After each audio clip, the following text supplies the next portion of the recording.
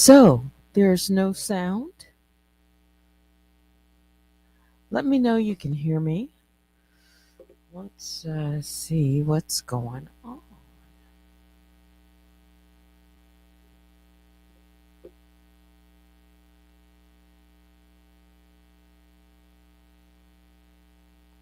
So, there's no sound. You should hear sound. You should hear the sound of my voice. Good evening. So, you didn't hear. Let's try this. I'm going to get rid of this, stop the screen, and restart. So you didn't hear the clock. You didn't hear the music. All right.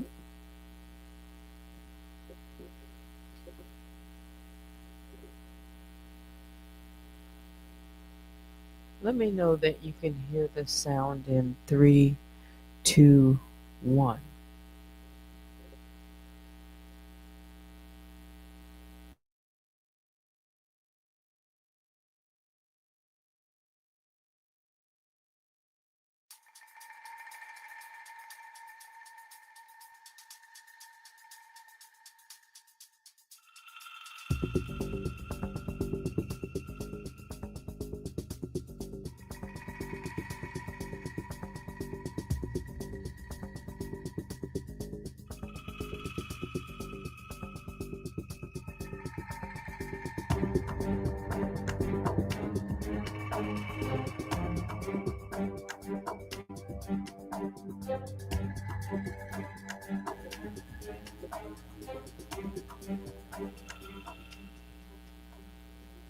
All right. Actually, that track I picked for tonight's story. So I was hoping you would hear it. Shout out to the mob, all my other beers. Welcome to Night Talk. I'm Teddy. And grab a glass of wine and join me for a little bit. But let me jump into something. There's just, um, wow, there's a lot of things going on. But so I was looking through, sounds like an old lie, but it's true.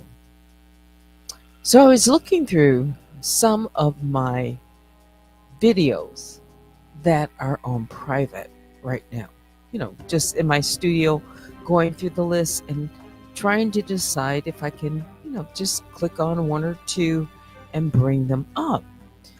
And the reason I'm looking through them is to, just make sure that there's nothing in the video that I think is strikeable. All right. Because, a lot of these videos, everything went on private after September. I think it was the 9th or 12th, something like that. And then my channel, Unwind with Teddy, was silent for at least 3 months. Okay, so all of those videos, even from this year, are, you know, private. Anyway, so I was looking through videos, and I decided to look at one from a while back and also to look at some posts. Well,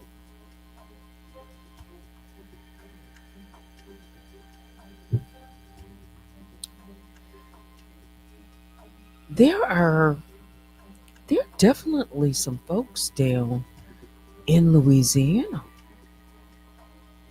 hmm Yeah, I mean, for real, on this platform, YouTube. Yes. So I've been wondering. What once I saw that, I said, "Wow, wonder who was paid to go and pick up that DVD. I always thought there's various possibilities, but there are people close to someone right here on this platform that could have very well had access quickly. I mean, within a moment's notice to drive, even if the proximity, let me just see something. Uh,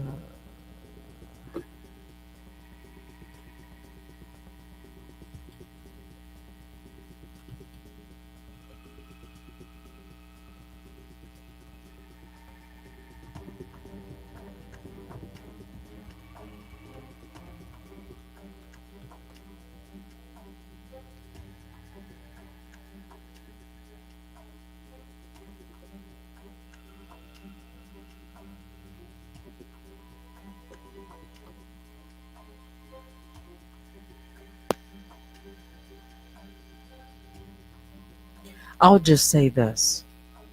If someone were to pick up a phone and call someone in Louisiana and say, I need you to do something after I send you the money, they could be there that same day by vehicle, not by plane, easily. Drive, pick it up, email on a thumb drive, and voila, it's done. Because somebody physically went and picked that DVD up, because I know how long it took to get access. Once you pay your money, once I had paid my money, and then for them to actually put it in the mail and have it, delivered, UPS, that would have taken at least 4 days. All right? They had that DVD the next day. That's how quickly it happened. It was like less than 48-hour turnaround from the time it was solicited to pay the $250. The urgency, the call went out, someone responded, they made the deal, and they got on the road and they picked that up and they got it delivered.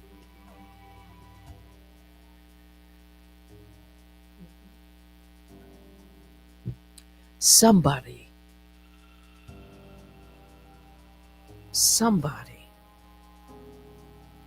already is there. Somebody who is familiar with the territory. Someone who is familiar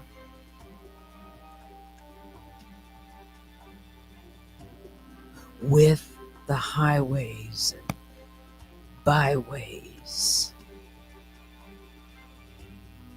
Someone who did the deed. Someone who accepted the transaction, the cash transfer.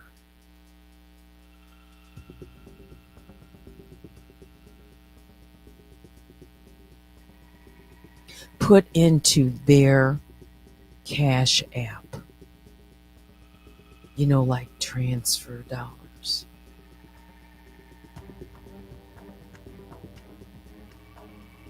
That's a transaction. Mhm. I wonder who. It would be someone they trust or someone that has something. Mhm. A quid pro quo, possibly. Maybe someone that owes something, and now it's time to collect. And I don't mean money.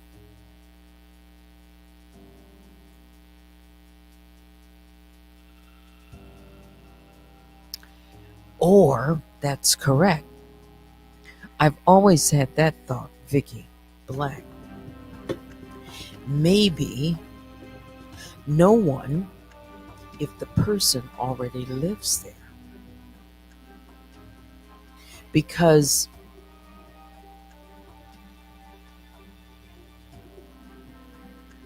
the way they play the game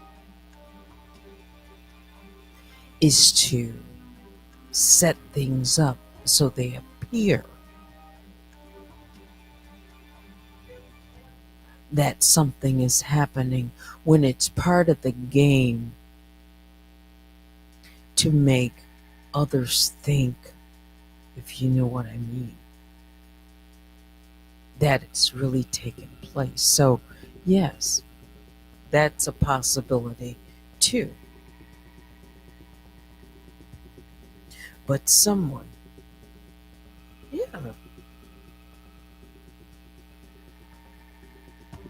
if it weren't them, it was someone nearby. And the fact that there are people on this platform in Louisiana,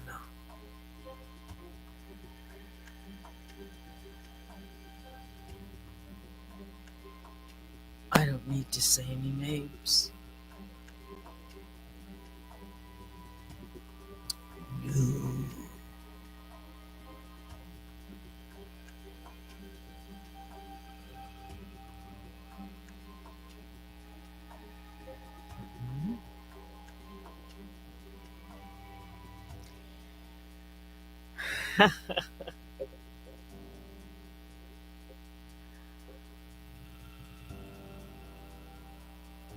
I think a few people know one another. And there have been some relationships that have been well established for some time.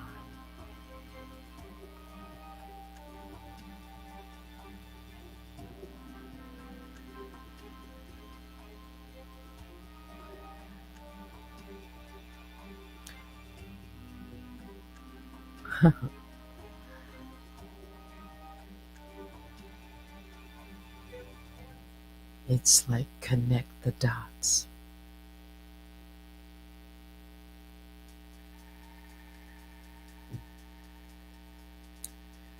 and watch how people have moved. Uh, let's see, Baby Juju says that's driving the speed limit. That's true.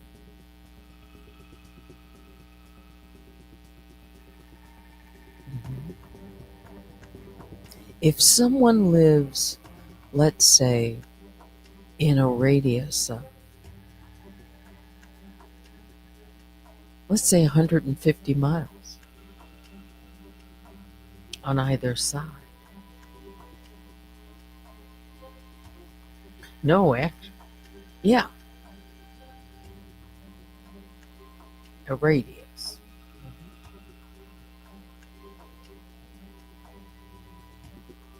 You can definitely get to.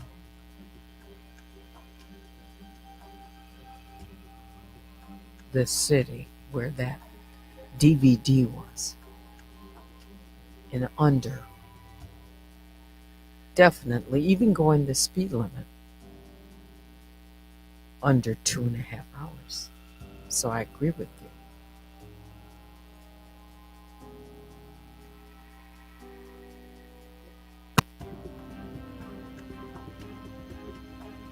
Three hours from Houston? Okay. Inside of the state, too. There's a lot of people. hmm Texas, Louisiana. Let's see. State.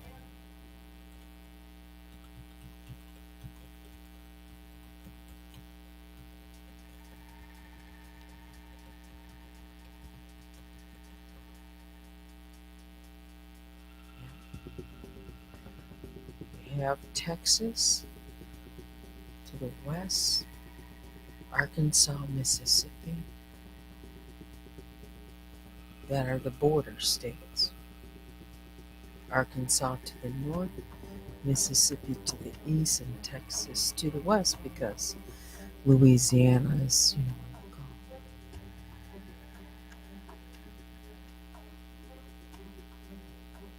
easy access.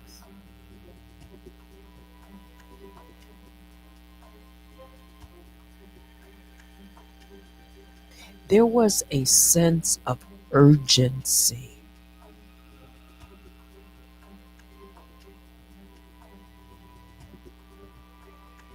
A sense of urgency to the point of almost panic. It was immediate. They needed it quick.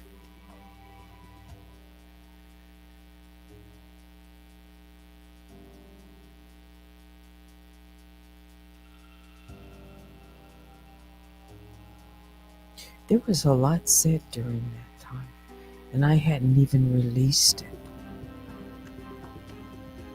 All I played was, what, 17 seconds?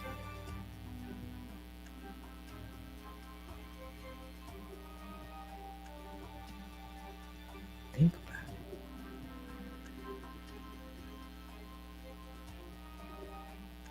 it. 17 seconds of an audio that's not supposed to be that individual. What caused them to turn their attention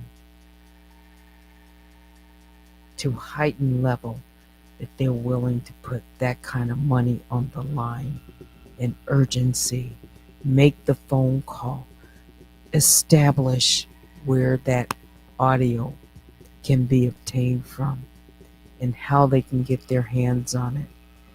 And when the woman spoke to them on the phone, and I have that recording, when they made the call live on their platform, you could hear in the sound of their voice the press, because they were pressing, is, questioning the person. How soon can they get it? How much does it cost? How can I get my hands on it? Do I have to wait? Can I pick it up? Can I? Really? If you heard that audio, and I have that audio,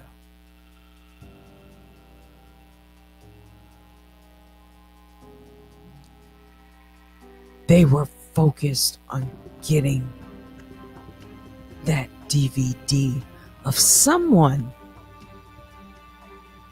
who they don't know. Someone. They don't know the audio. They've never heard it, right? They were pressed. They were absolutely pressed to outdo the story and me bringing that audio. And one of the reasons I think that is they wanted to control the narrative. Now, let me see if I made Instagram Live. Save changes. I don't think so. Let me do that. You know, you learn something new, or at least I do, every time I either revisit or things have been put away for so very long until when I read them now and or listen to them, I pick up something that I didn't hear the first time around. If you know what I mean, you've, I'm sure, experienced it.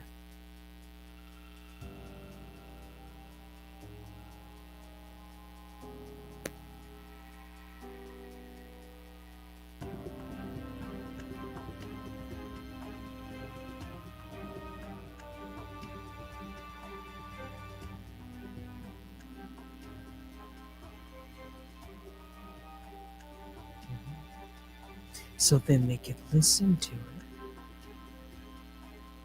and then play it. Mhm.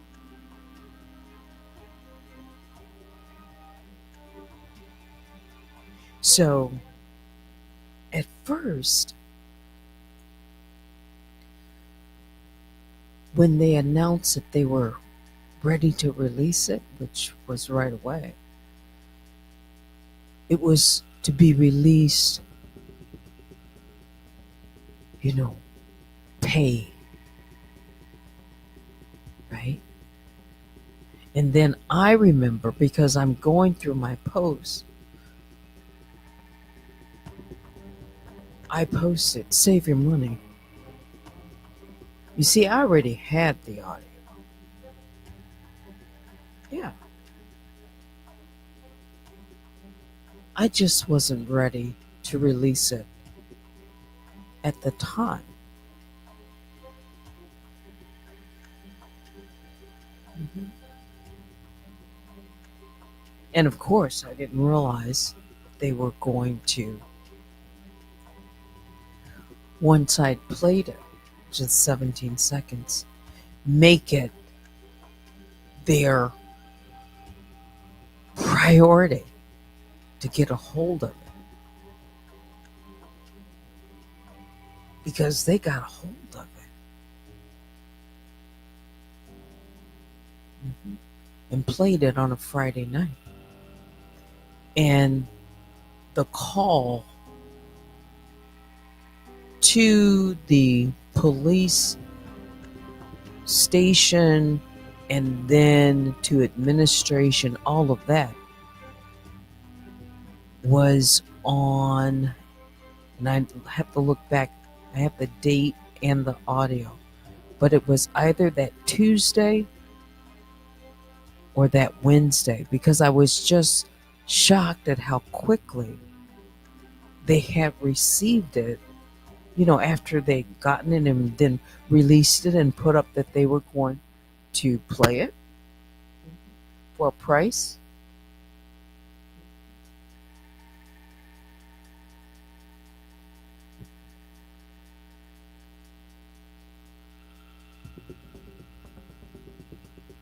So there must have been some value to it, right? As I had built up by then the story and started, you know, just beginning to talk about it.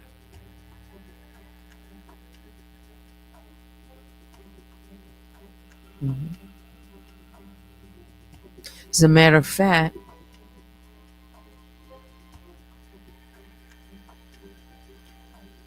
their very words were they were going to take that story and make it their own.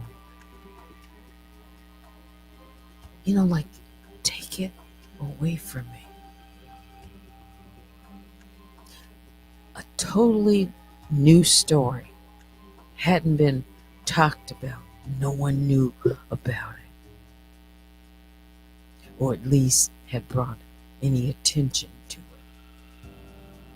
And suddenly, that story would become their priority, to take anything, any opportunity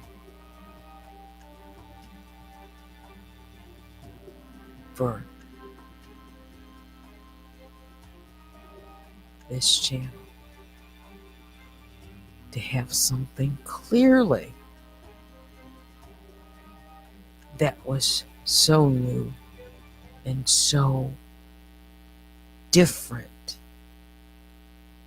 because it was backed up with receipts, and it was a story. And it was getting attention already. And they had to jump on it.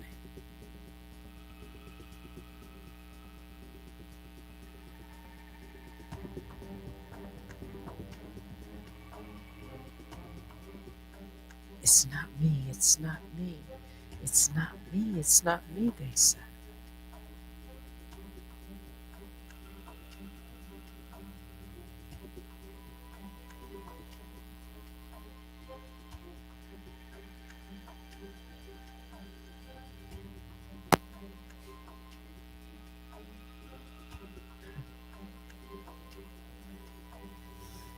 Interesting.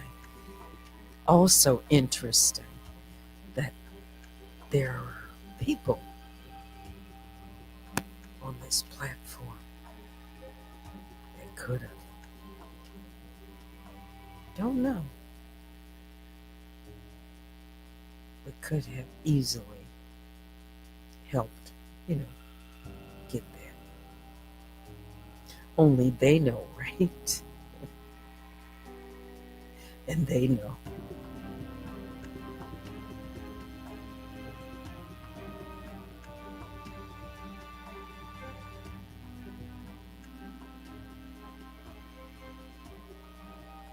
I wonder how some of those same folks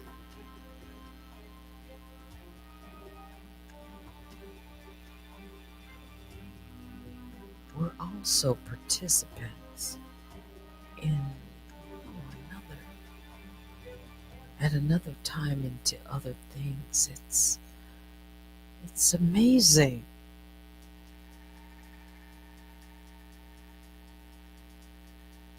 Yeah. You just don't know what you don't know until you can look back and see how people move. Mhm. Align themselves or realign or go from, adversary. I'm talking about go from adversary to now they're close. I'm not talking about someone who started as friends and they fell apart. It's the other way around. At least it appeared. Maybe to us, just for convenience, like an assignment.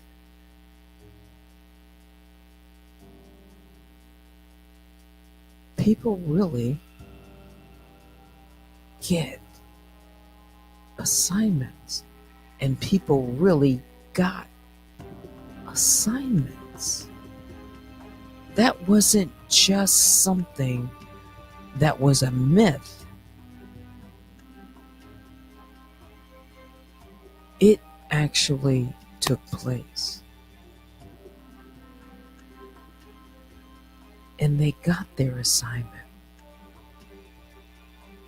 And some of the assignments were paid assignments. Like that task, if there was someone who fulfilled that task, unless it was, you know, just a smoke screen.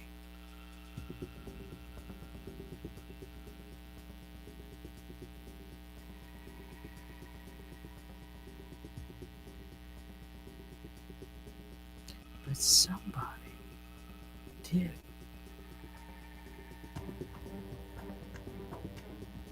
Hmm.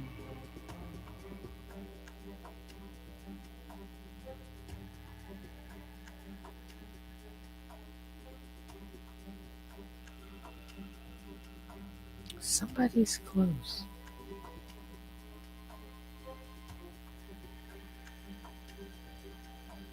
Didn't Nosy Whole Life say she was from Louisiana?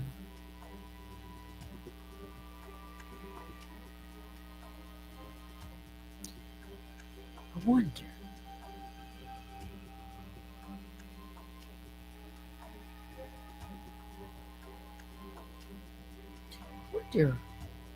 did Nosy Whole Life ever cross paths with somebody down there in Louisiana and they needed to settle something?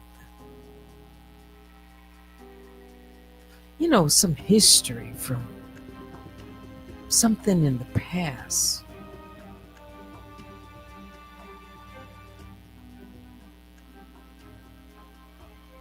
Oh, that's right. She's from Shreveport. I couldn't think of the Nosy Whole Lot. Shreveport, Louisiana.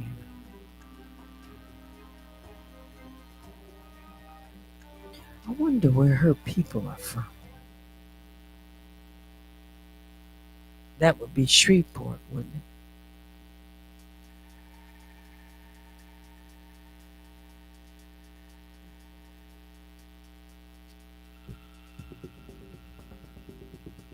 I wonder, did she ever cross paths with someone and they needed to settle a score?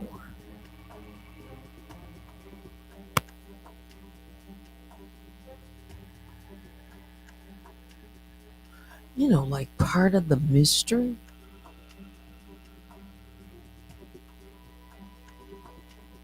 And that's kind of what it is.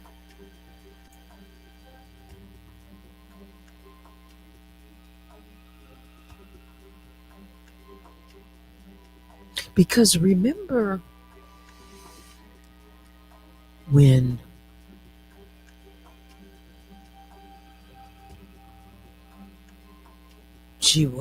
Nosy Whole Life was first targeted,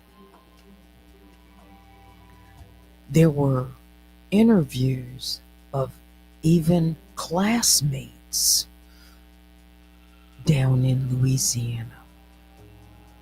For those of you who were around during that time, do you remember that? The post from classmates, someone looked up the yearbook and when they were getting all of that information to dox Nosy Whole Life.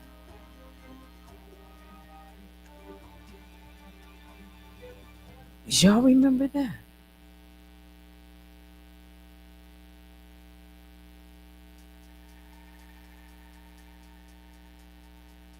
And this would have taken place well before the mothership landed.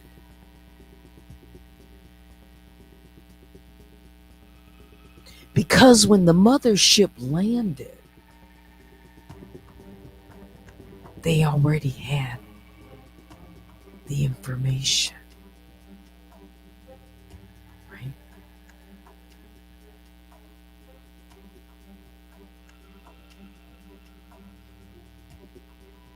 Because a number of content creators were in receipt of information in hopes that someone would dox, I think, Nosy Whole Life, release all this information. I know I've told the story before, but there's something else that I hadn't thought about.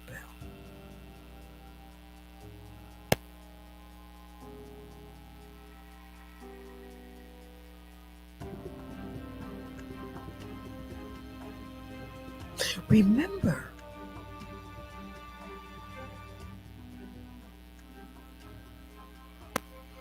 when in the video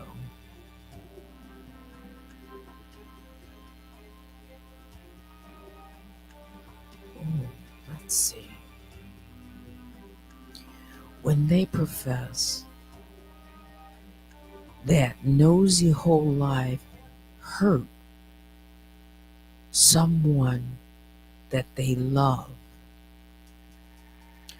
and that this had been going on,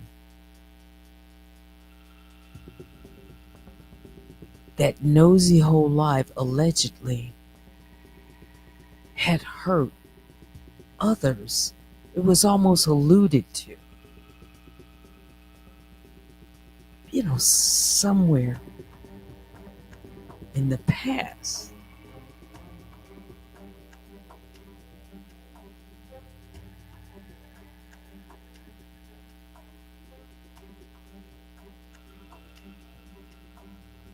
Where that past would have come from.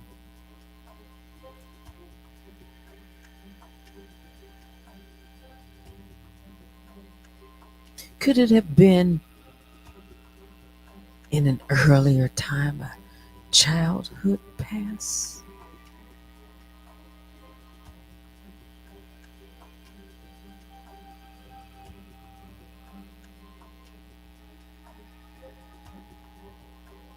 Could it have been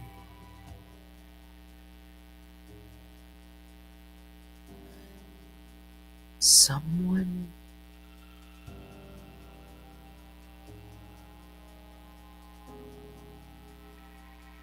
that they were close to?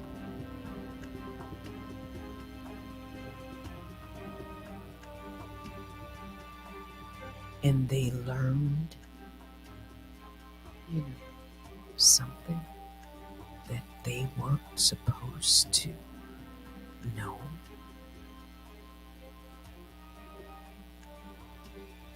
Read between the lines about someone they love.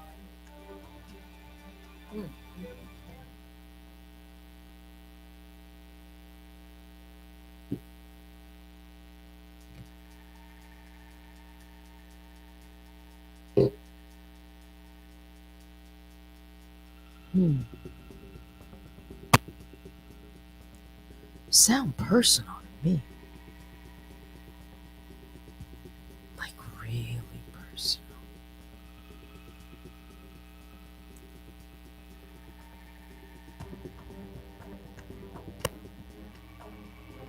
Like really personal.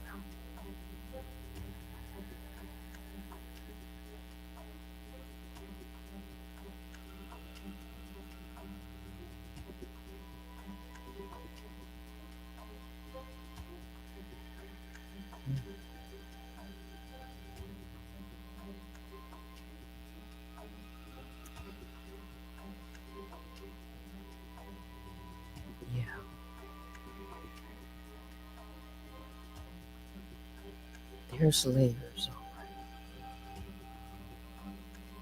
Why? Yes, you see. Who are they protecting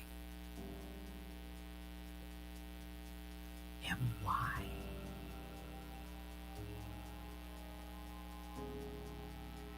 Is there a secret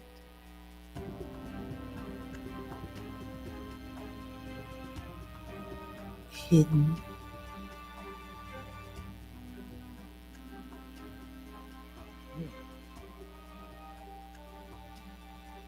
That's right. Who and why?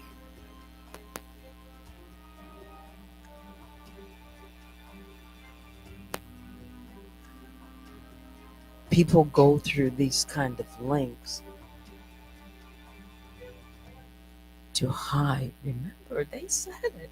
Layers were put into place already before they came. Why? There would have to be so many layers. I'm talking about these are words, their confession.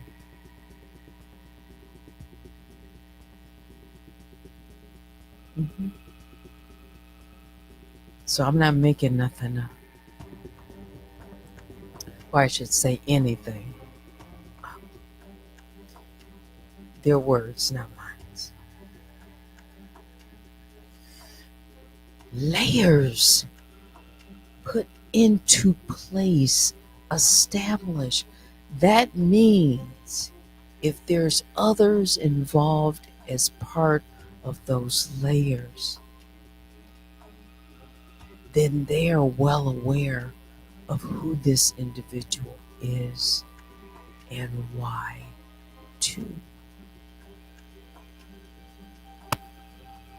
Because see, the layers would be there to protect them.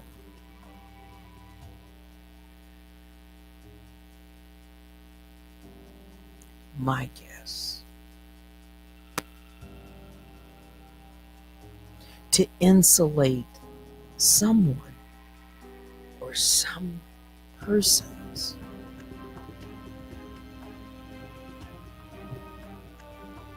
from it getting out. You know,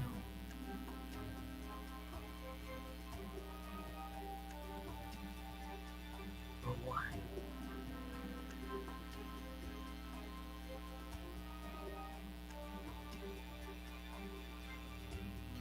Oh, they said because they've got a life and they've got goals and they've got plans.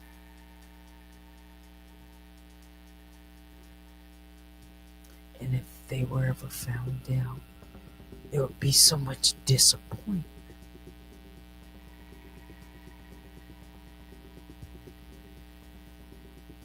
Yeah, Gia says, kind of like Diddy.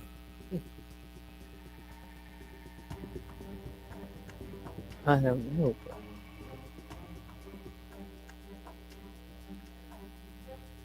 wow. No, I didn't even mean to. It's kind of like I'm um,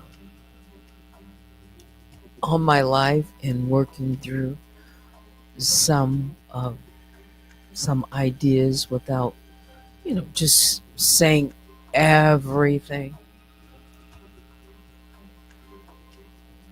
but just kind of tossing it and saying, like, wow.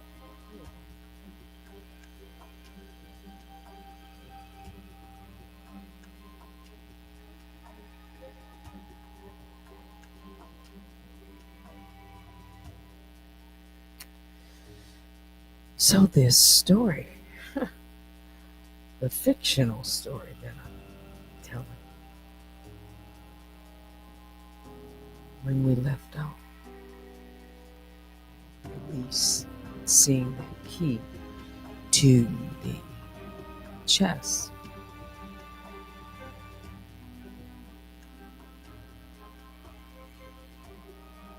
I wonder what the key is to this mystery, this real life mystery.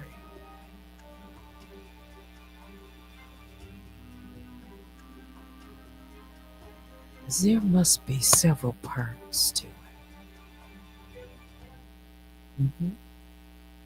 Yeah, because it's that important that the people or anyone who tries to get to the secret, you know, they're stopped or tried to be blocked. Hmm, maybe there's some parallels.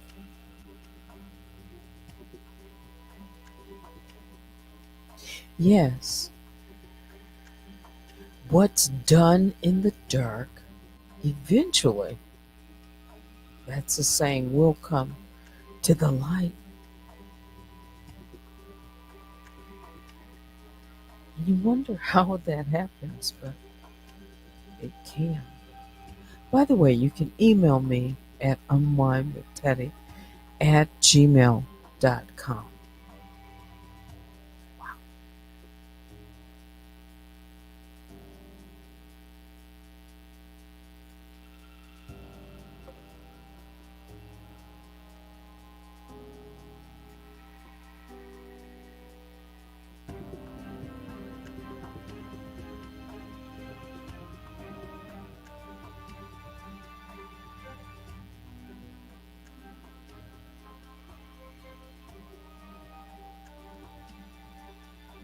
Remember, I saw on a post, this post that another post. Remember, there was this mailbox, right? And who talked about that mailbox first? Like that was supposed to, be a place where people could send things, to who?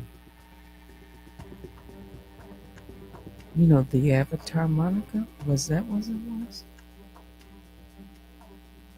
Well, an individual in a post or email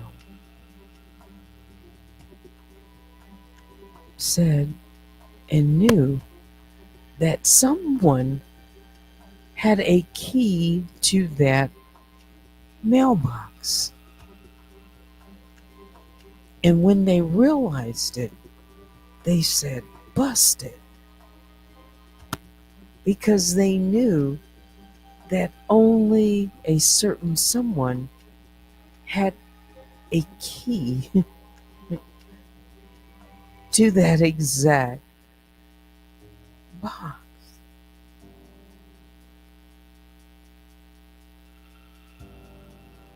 Maybe that's when they realized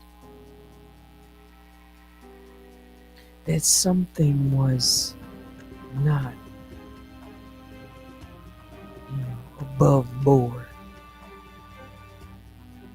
or that, the wool was being trying to be pulled over their eye. But then they realized, no,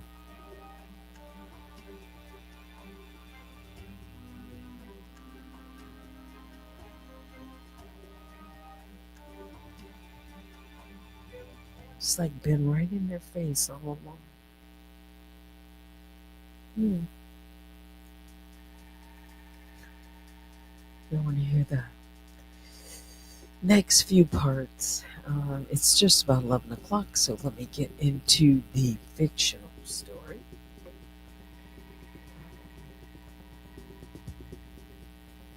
The hidden or secret treasure. Let's see. Part 54, Unlocking the Past. Elise's fingers trembled as she lifted the ancient key from the altar. It was heavier than she expected, its metal cool and strangely pulsing against her palm. She turned toward the silver chest, its engravings glowing softly in the dim torchlight of the underground chamber. Caleb's voice was barely above a whisper. Once it's open, there's no going back. Elise took a deep breath. I need to know. Slowly, she inserted the key into the chest lock.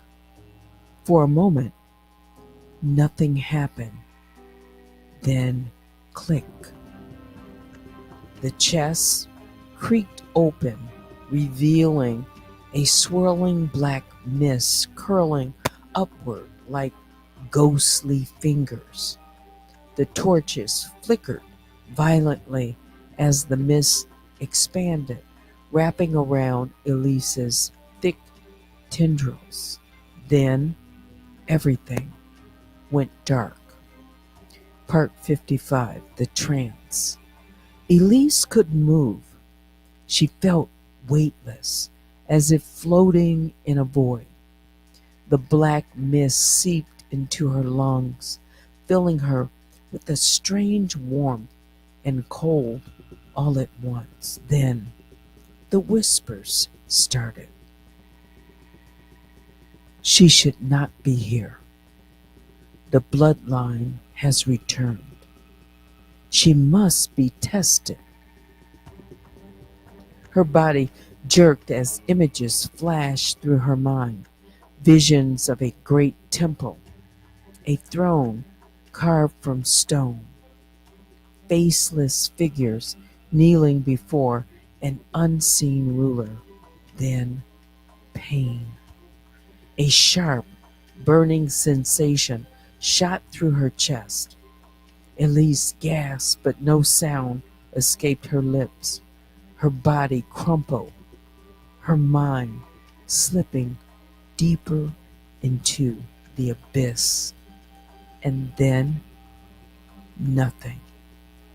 Part 56, The Awakening. Elise's eyes fluttered open to blinding torchlight. She was no longer in the underground chamber. She lay on a cold stone floor, her wrist bound with thick ropes. The air smelled of damp earth and burning herbs. Her body ached as if she had fallen from a great height. As her vision cleared, she saw them, hooded figures standing in a circle around her. Their robes were deep red, embroidered with symbols matching the engravings on the chest. A man stepped forward, his face concealed beneath a golden mask. You have trespassed where you do not belong. Elise struggled against her restraints. Who are you? Where am I? The masked man tilted his head. You are in the temple of the Forgotten Order. Elise's heart pounded. Temple? This was the place she had seen in her visions, but how long had she gotten here? Another figure stepped forward, a woman. She reached out and placed a hand on Elise's forehead. A surge of energy shot through her, forcing her eyes shut. The last thing she heard before darkness claimed her again was a single chilling phrase. The trial begins at dawn. Part 57. The Trial of Shadows. Elise jolted awake at the sound of heavy iron doors creaking open. She was no longer bound, but the chamber around her was bare stone, with torches flickering against the damp walls. The same hooded figures stood outside the door, watching in silence. The masked leader spoke. "If you wish to know the truth, you must pass the trial of shadows." Elise's pulse quickened. Another test? The figures parted, revealing a long, narrow passage beyond the doorway. At the far end stood a massive stone archway, its center shrouded in thick black mist, the same mist that had poured from the chest. Caleb's warning echoed in her mind. The secret is not meant to be taken. But it was too late to turn back now. Taking a deep breath, Elise stepped forward. The mist swirled around her, and as soon as she crossed the threshold, the world around her vanished into darkness. The trial had begun. To be continued.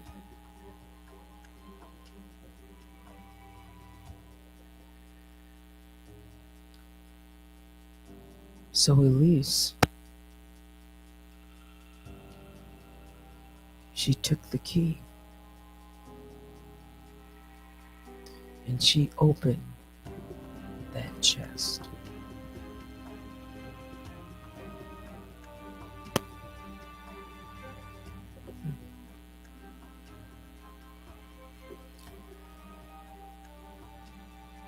I wonder what she's not only going to find. Do you think she will make her way out of wherever she is? You know, these figures and surrounding her. Is she in a, is she dreaming? Some type of trance? What's going on? Well, it's 11:06. And it's time to say goodnight. Gia says, what's in that chest? Well, she can't turn back now. Right? She's in it. She's got to go through the test.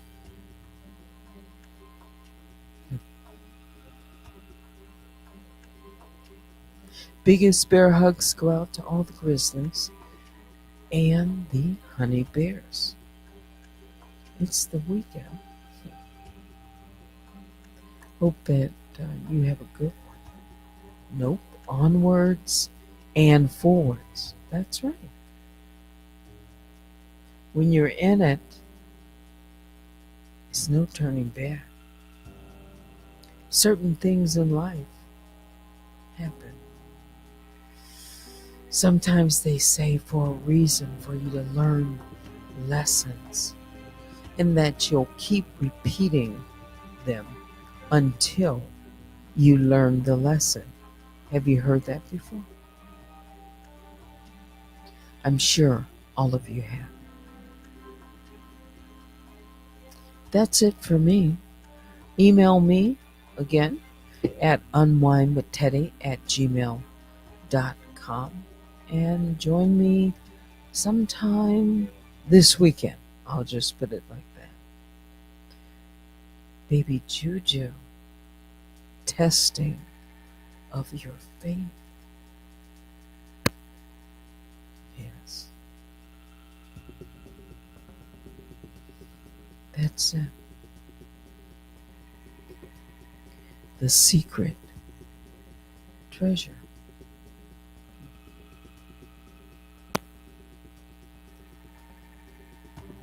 I'm looking. Let's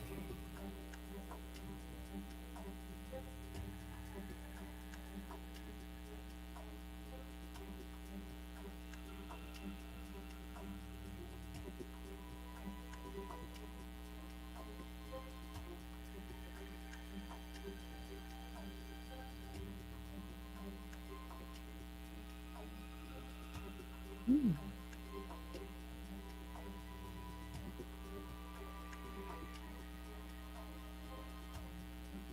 All right. So I appreciate the emails that I've received tonight. Just a couple. And that's it. Thanks for watching. Until next time, I'm Teddy. Good night.